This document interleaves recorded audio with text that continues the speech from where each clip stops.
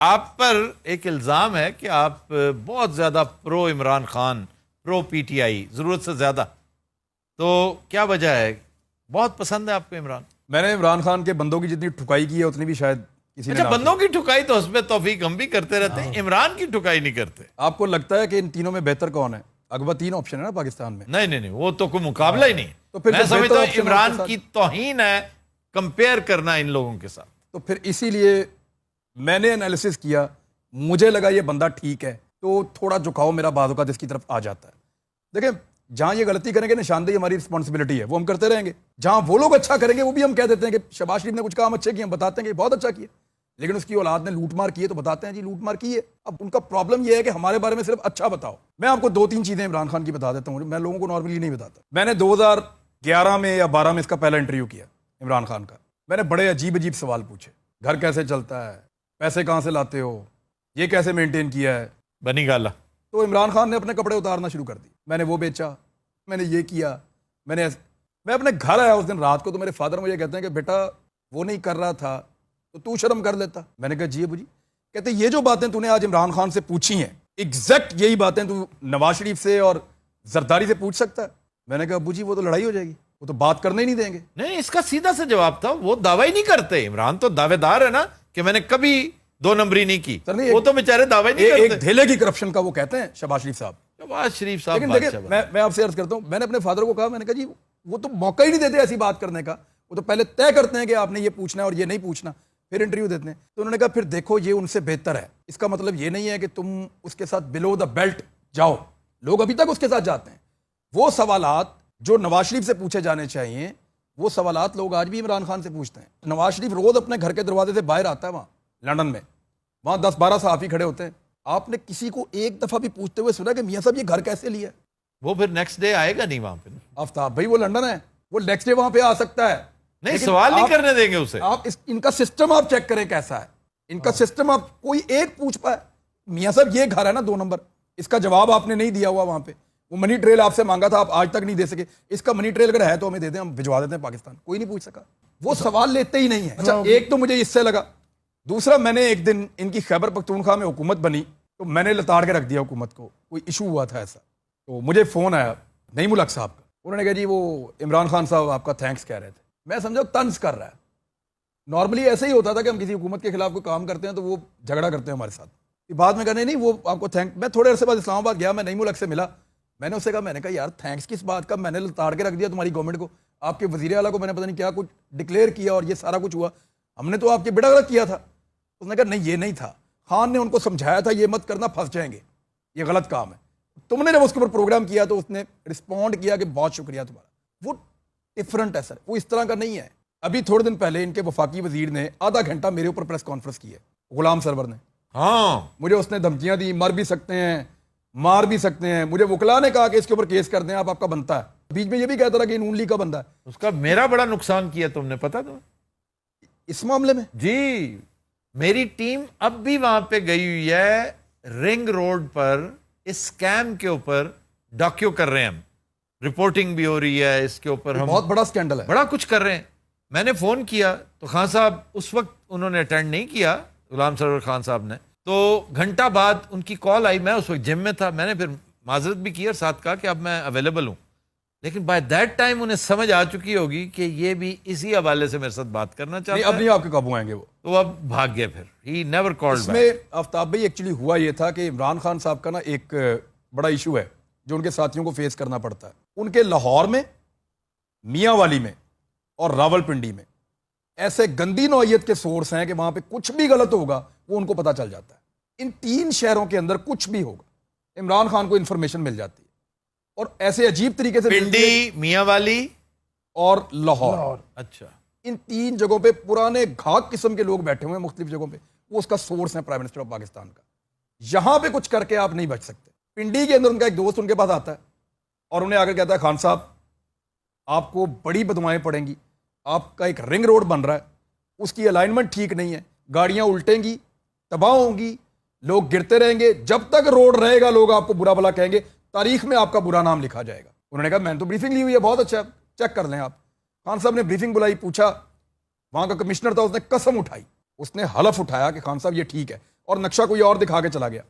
خان صاحب نے کہا اپنے پرنسپل سیکرٹری کو کہ اس کو چیک کرواؤ. جب انہوں نے چیک کیا تو سارے نقشے آ گئے, کوئی زگ زیگ بنا ہوا ہے, کوئی کسی طرح بنا ہوا ہے, وہ نیا لوپ بیچ میں آیا ہوا ہے, وہ ساری کرپشن پکڑی گئی. اٹک لوپ. دوبارہ بلایا اس کو.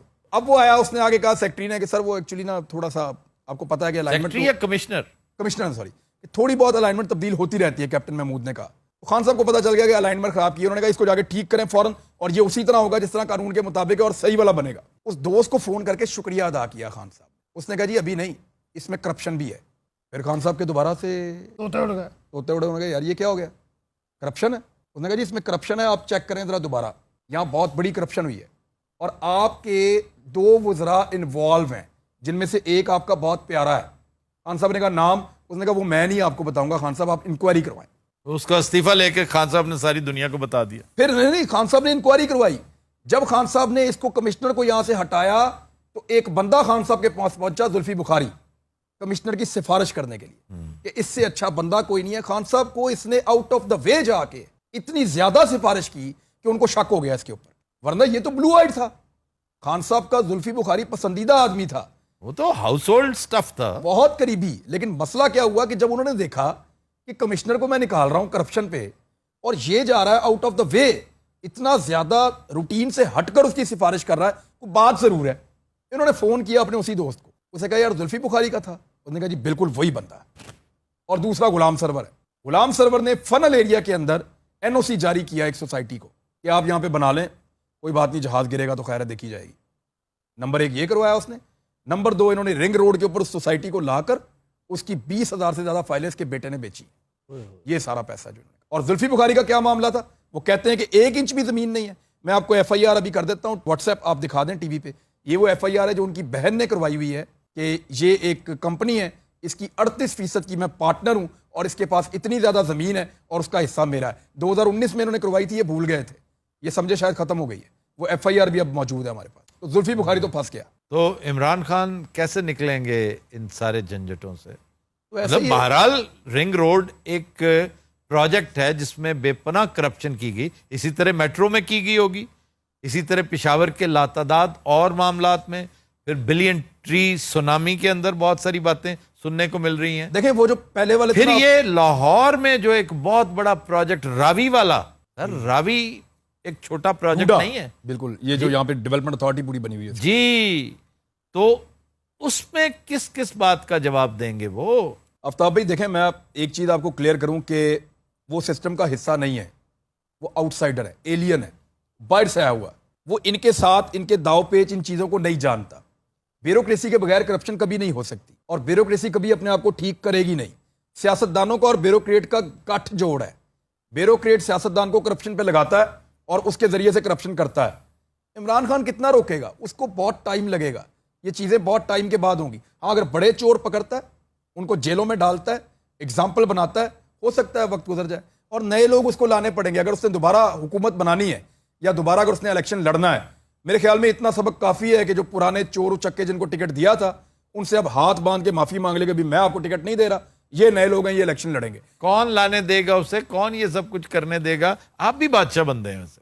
دیکھیں جو لوگ اس کے ہاتھ پیر بندے ہوئے, کل یاد ہے اژدہے کی مثال, اس کے گرد کوئل ہوئی ہے, کوئل, اس میں سے نہیں نکل پائے گا. لڑنا تو پڑے گا اس کو, اب وہ لڑائی تو نہیں چھوڑ سکتا. بس لڑتے لڑتے ہو گئے گم, ایک کی چونچ اور ایک کی دم, لو میں گم, لو میں گم. حماس والوں کی میں مثال دیتا ہوں آفتاب بھائی. ایک مووی تھی امریکن ہالی ووڈ کی, اس کا نام تھا انڈیپینڈنس ڈے. ہاں دا انڈیپینڈنس ڈے.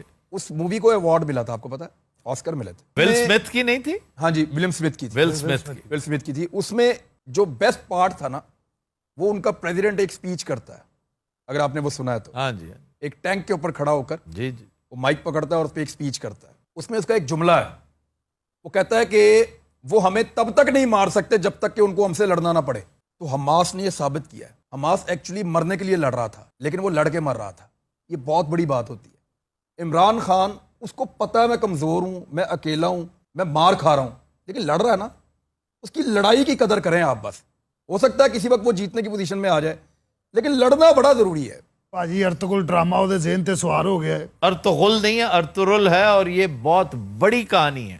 تے ایتھے نہیں نا پوری ہونی زمانہ ہو رہے ہو تو ہور دو دیکھو کل کی گزارش تم بھول گئے ہو. کل ہم نے اس شو میں ہاں جی میل باکس میں ایک بات کہی تھی جی جی کہ کچھ نہ کرنے سے کچھ کر کے ہار جانا بہتر ہے.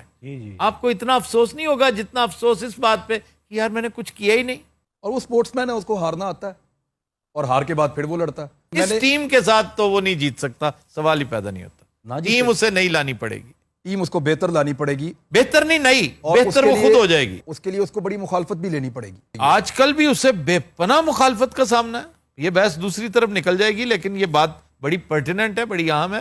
وہ بہت مخالفت کا سامنا کر رہا ہے, حتیٰ کہ اس نے یہ تک, میرے سورسز یہ کہتے ہیں, یہ تک کہہ دیا کہ بھائی جان یہ چابیاں ہیں, جس دن آپ کہیں گے یہ لیں پکڑیں اور چلائیں. مجھے اس پہ شعر یاد آ گیا, وہ کہتا ہے سنا ہے شہر کی خاموشیوں پہ قہر ٹوٹے گا, کسی کا جسم بولے گا کسی کی ذات بولے گی, تمہیں معلوم ہے کچھ بولنا کتنا ضروری ہے, اگر خاموش ہو جاؤ گے تو پھر مات بولے گی.